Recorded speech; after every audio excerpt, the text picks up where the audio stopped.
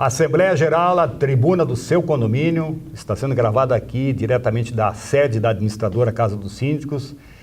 Está no ar mais um programa voltado para a administração dos condomínios. Hoje contando com a presença do Dr. Ricardo Detmer, né? Detmer. Doutora Sandra Gever, acertei o nome. Doutor André Vendrusco.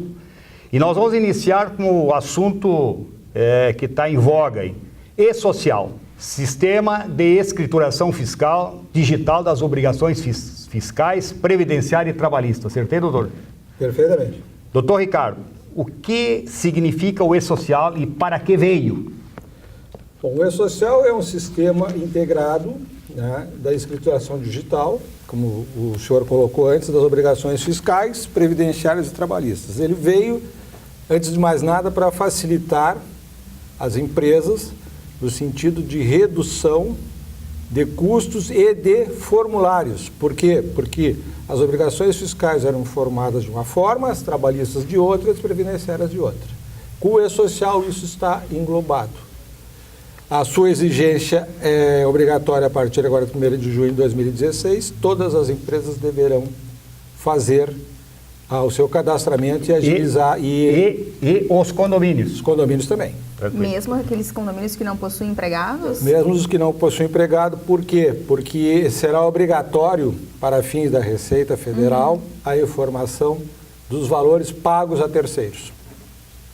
Então, terá que, inclusive o síndico terá que fazer o seu certificado digital, né, que é o procedimento para poder operar no e-social através da sua administradora. Isso é bem importante registrar, porque se não tiver essa procuração, não tem como dar andamento, né? Não tem como dar andamento. Tem dificuldade, de repente, alguns clientes de conseguir entender a importância que é de entregar esse documento para nós, para que a gente dê prosseguimento. Exatamente. Doutor, a informação que eu tenho é que no início será ou está sendo um pouco complexo, mas depois que o empregado estiver com o seu cadastro atualizado lá, toda a demissão e a readmissão num outro emprego se tornará mais fácil. O senhor concorda? Sim. Sim, por quê? Porque você terá, quando o empregado for contratado por esse sistema, você terá a atualização dos dados automaticamente dele, dentro do sistema. Então, admissão, demissão, pagamentos, recolhimentos fiscais e previdenciários, todos estarão dentro do sistema. Veja bem, antes do e-social, pessoas, as empresas e condomínios, alguns documentos, têm que serem guardados por 30 anos. Agora, com o e-social, esse é um sistema digitalizado que as empresas não terão mais a necessidade de guardar essa documentação por 30 anos, porque essa documentação estará sob guarda do governo. E mais, com menos riscos de informações errôneas no preenchimento dos formulários. É só importante lembrar para os síndicos, né, que é daqui para frente. Sim. Não vamos fazer uma limpa no condomínio e botar tudo fora. Agora não vale mais. Não. Para frente. É a partir de 1º de junho de 2018. Eu quero aproveitar para fazer um comercial da administradora Casa dos Síndicos, se me permite, doutora Sandra? Com certeza. Olha só, mas nesta linha nós acabamos hoje, por exemplo, os pagamentos de notas fiscais, enfim, dos condomínios, dos prestadores de serviço, toda ela digitalizada. Nós hoje já estamos assim, o condômino que quer acompanhar o trabalho do seu condomínio vai lá no site da administradora, com a senha que cada um tem, ele vai acompanhar lá no balancete os pagamentos, a nota, ele clica em cima daquela lupinha, abre a nota. Ele toma conhecimento. É a transparência. Porque muitas vezes nós não tínhamos e não temos condições, uma nota vem com vários produtos, vamos dizer assim, não tem como descrever todo ele. Lançamento. A gente faz, por prática, as administradoras como um todo também fazem assim. Lançou o principal, a compra principal, vamos dizer assim, né? Porque não tem como lançar aqui tudo. E hoje, com a nota digitalizada, ele clica lá e aparece, abre a nota para acompanhar. A digitalização chegou mesmo. Só fazendo uma complementação, senhor Vendrusco, o e-social, ele visa justamente a desburocratização, inclusive da contabilidade.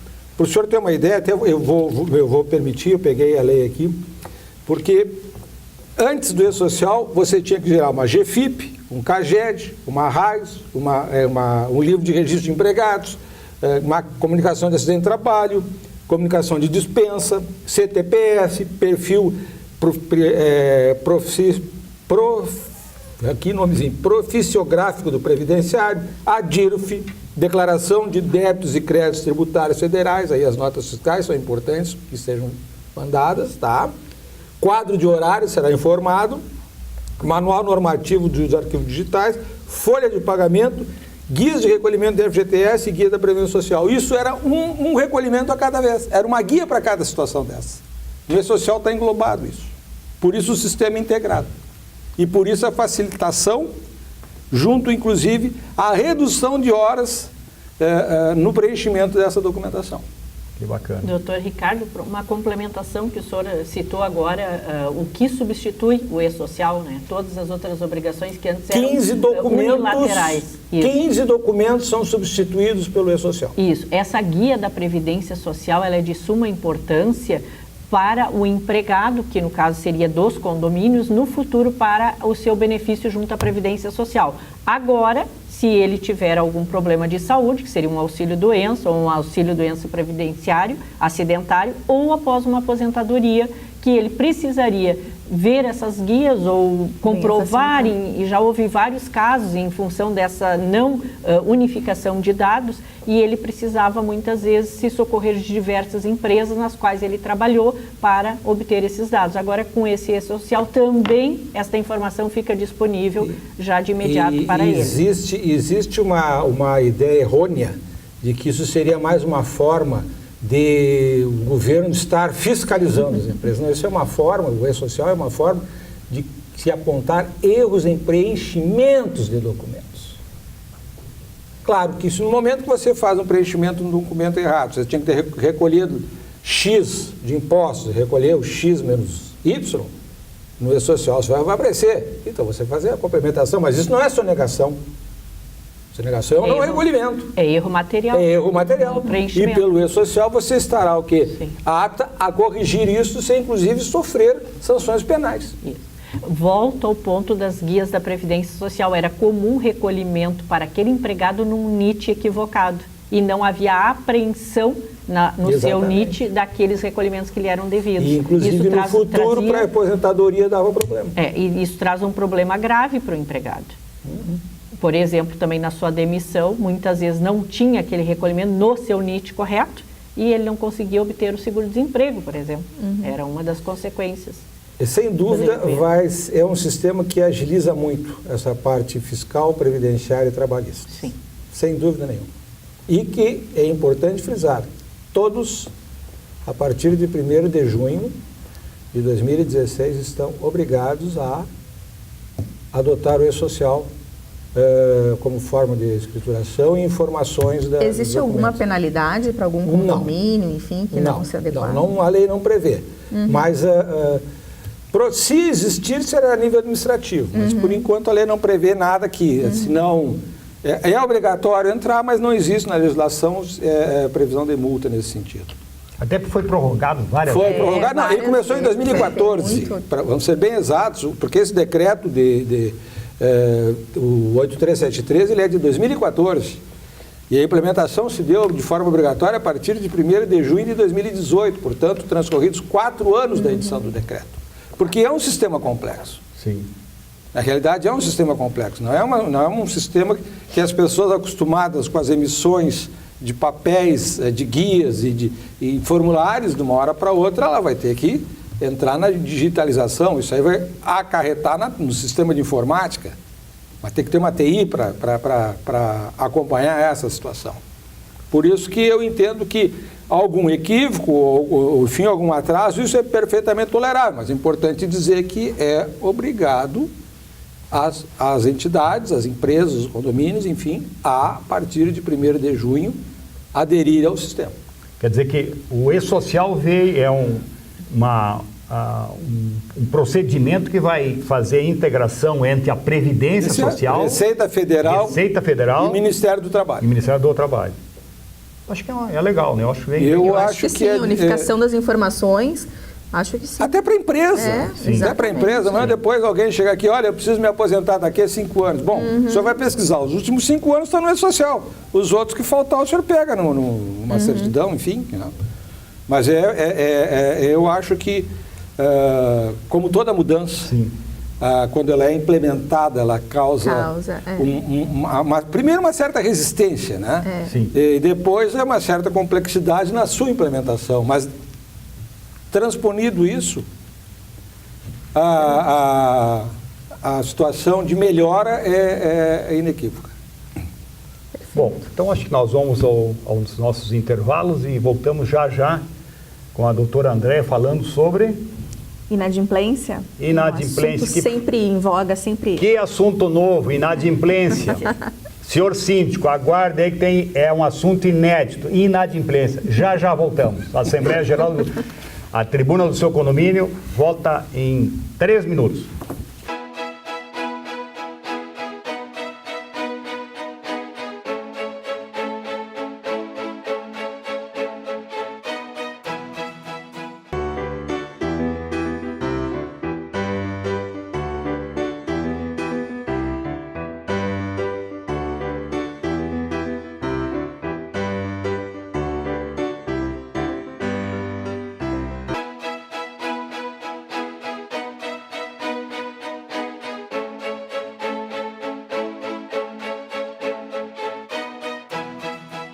A Assembleia Geral da Tribuna do seu condomínio está retornando.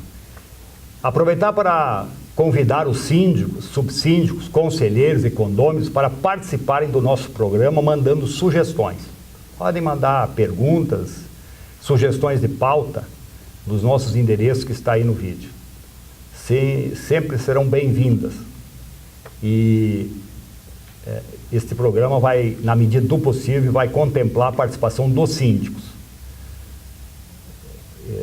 Uma maneira de nós trocarmos experiência com os síndicos, proporcionando para que eles falem das suas práticas nos condomínios que administram no seu dia a dia, né? Então isso é importante tanto para a administradora como para os próprios condôminos, síndicos de modo geral, né? Uma troca de experiência e de informações. Doutora Andréa Vendrusco vai falar sobre inadimplência. A inadimplência está cada vez mais alta ou está baixando a inadimplência? Não, a inadimplência está cada vez mais alta. Na verdade, a inadimplência é um problema que sempre existiu em condomínio, não vai deixar de existir, porque sempre existirão os inadimplentes, mas num termo bem popular, assim, que a gente pode dizer que não dá para inventar muita moda na hora de tentar recuperar esses créditos do condomínio. Quando eu digo inventar moda, é porque em razão de lá em 2002, quando houve a mudança do Código Civil, que a multa reduziu de 20% para 2%, o índice de inadimplência subiu muito, porque as pessoas obviamente deixaram de pagar o condomínio em dia para pagar um cartão de crédito, a luz, que tu tem o fornecimento suspenso, enfim. Cheque especial. Exatamente, deram prioridades para outros compromissos, deixaram de lado um pouco, então, a obrigação de pagar condomínio. Então, assim, buscando alternativas para poder buscar esse crédito, recuperar, alguns condomínios então fazem o quê? Restrição de uso de áreas comuns. Tentam fazer. Fazem. Inclusive, assim, muitos condomínios trazem no seu próprio regramento, lá no regimento interno, na convenção, essa proibição. Não pode usar o salão de festas, a piscina, o clube social, a academia, se estiver inadimplente. Contudo, agora a gente teve, doutora, em 2016, tivemos um entendimento do STJ no sentido de que, ainda que conste no regramento do condomínio que é proibido utilizar essas áreas comuns, não é legal, não é possível proibir o uso dessas áreas para essas pessoas que estão inadimplentes. E eu acrescento, doutora, com a sua permissão, essa decisão. Por quê? Porque você não pode expor o devedor ao ridículo para cobrar a sua dívida. Né? E num condomínio a pessoa, não posso usar a piscina porque o pai não pagou o condomínio. Quando envolve criança, então eu acho que essa decisão do STJ, ela... Eu até, doutor, vou lhe dizer, por exemplo, assim, pacificou a vida na comunidade, no condomínio. Mas eu até vou ser sincera com vocês, assim, por exemplo, minha opinião daí, né? condômino ao vizinho não paga condomínio, mas ele quer fazer uma festa no salão de festas, me parece desrespeitoso com os demais. Parece não é. E o churrasco dele, vou me permitir, o churrasco do inadimplente é picanha. O carro dos inadimplentes é carro do ano. Não é regra, não é regra. Não claro, é regra. Né? Tudo bem corrigido. Existem alguns tipos de inadimplentes, né? Mas a gente sabe que a maioria das pessoas inadimplentes, isso é uma verdade, porque a gente trabalha aqui com isso, os outros dois colegas trabalham também com cobrança de cotas condominiais e a gente sabe como é. A maioria dos inadimplentes estão assim porque estão optando adquirir outros bens ou pagar outras, ou fazer outras viagens, trocar o carro, enfim, é a minoria aquelas pessoas que estão de fato inadimplentes porque estão passando por alguma dificuldade financeira. Mas e aí a pergunta, se está passando por dificuldade financeira, para pagar o condomínio, mas para fazer festa, não. Não, então, exatamente, porque aquela pessoa que ela está passando por uma dificuldade financeira, de verdade, o ideal, e até porque ela vai mostrar a boa-fé dela, é o quê? Procurar o condomínio através da administração, síndicos, conselheiros, enfim, mostrar qual a sua situação e fazer um acordo dentro das suas possibilidades e pagar aquela normal do mês em dia. Porque assim ela demonstra que, na verdade, ela está numa situação difícil, mas ela está honrando com seus compromissos. Então, assim, é diferente daquele inadimplente que ele faz festa, troca de carro, enfim. Então, assim, voltando à pergunta inicial, não dá para querer fazer muita coisa diferente, além do que aquilo que a lei permite. Nós tivemos a mudança do Código de Processo Civil, que a gente fez alguns comentários no programa anterior, que trouxe essa condição de execução do débito de condomínio. Contudo, da celeridade. Contudo, não é em todos os casos que ela é eficaz realmente. Então, assim, ó, o que a lei permite? É uma multa de 2%, juros de até 1% e a correção monetária. É isso que permite. Então, assim, ó, nós temos uma situação também, doutores, que... me permite, doutora, e sem restrição ao uso de áreas condominiais. Mesmo que conste no regramento do condomínio. Esse é o entendimento pacificado do STJ. Tem exatos 2 anos, foi de agosto de 2016, inclusive na época também se tratou muito de um assunto que foi, acho que no Espírito Santo, não recordo se os colegas estão por dentro, de uma situação de uma condômina que morava nesses edifícios de luxo e que é um elevador por andar, aqueles que têm um acesso... Sim, privativo. É, exatamente. Privativo, e ela devia 2 meses de condomínio, que dava um total de R$3.000.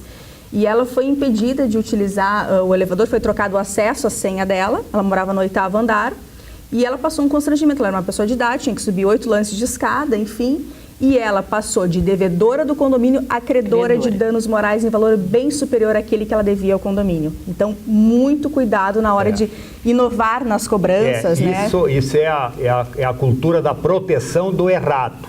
Mas tudo bem. Me permita complementar aqui com a doutora e com o doutor Ricardo, como bem colocaram, que...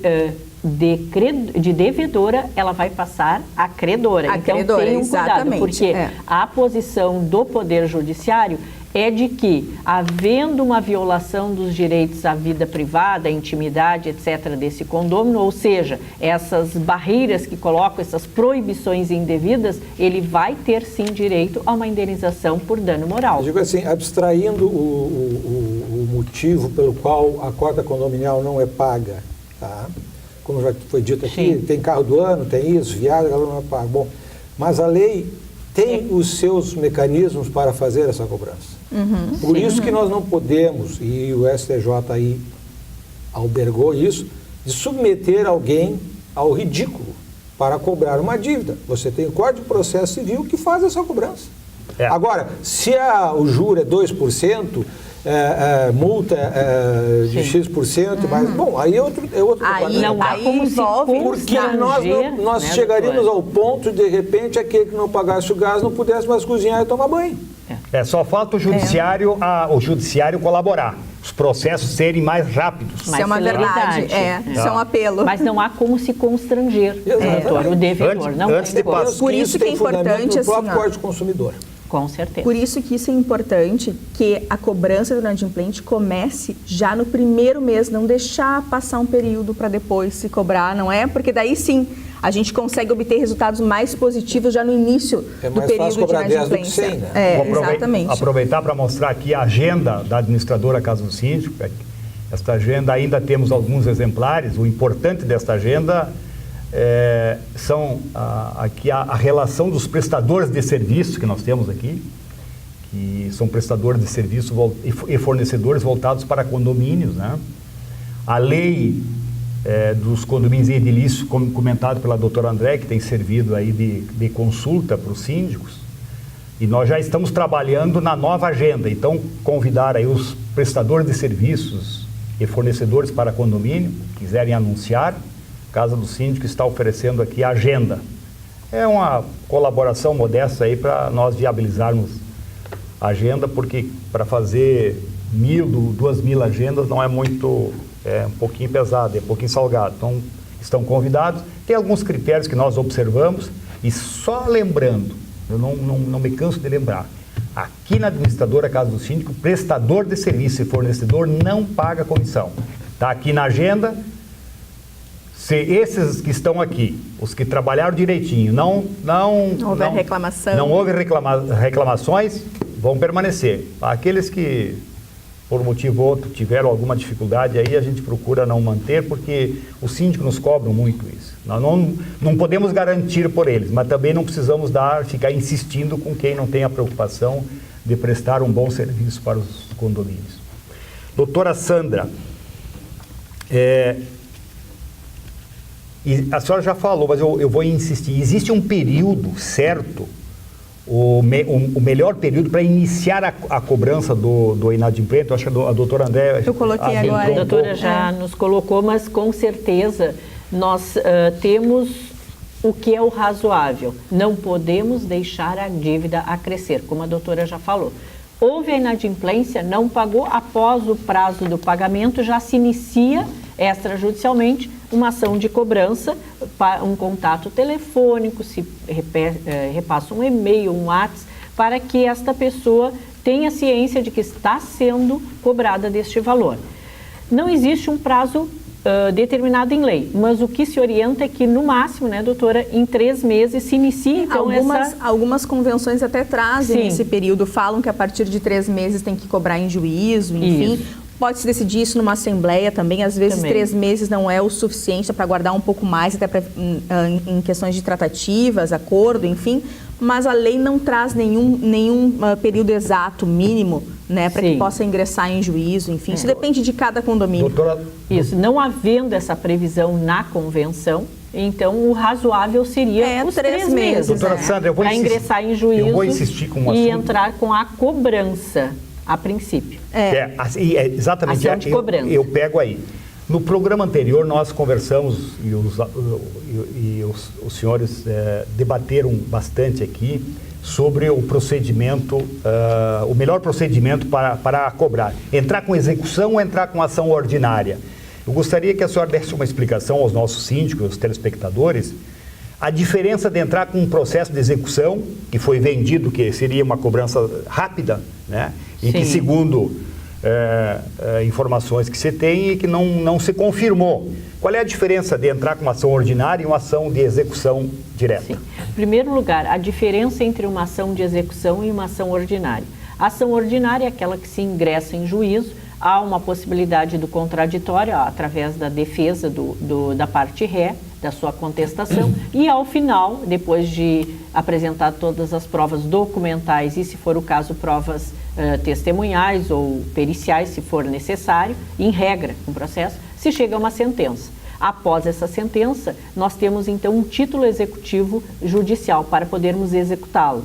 Isso comparando a nova modalidade que foi instituída, que não é nova, mas é um regramento que pode agora ingressar com uma ação de execução de um título extrajudicial, que seria as cotas condominiais, nós teríamos a brevidade deste período judicial ali do processo. Mas essa brevidade, ela não é ela não se dilata tanto no tempo. E é relativa, né? É relativa, depende, porque depende ali de citação e de uma série de coisas.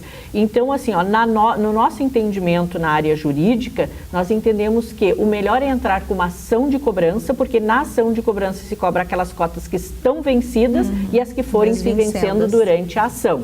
Na ação de execução do título extrajudicial, que são as cotas condominiais, nós só podemos cobrar, digamos, 5 cotas em atraso. Que se ingressou o período que se ingressou. É o valor do e se título. por ali à frente forem vencendo outras, não há essa Novas possibilidade. ações, Então, vamos ter que entrar com uma ação, com 2, com 3.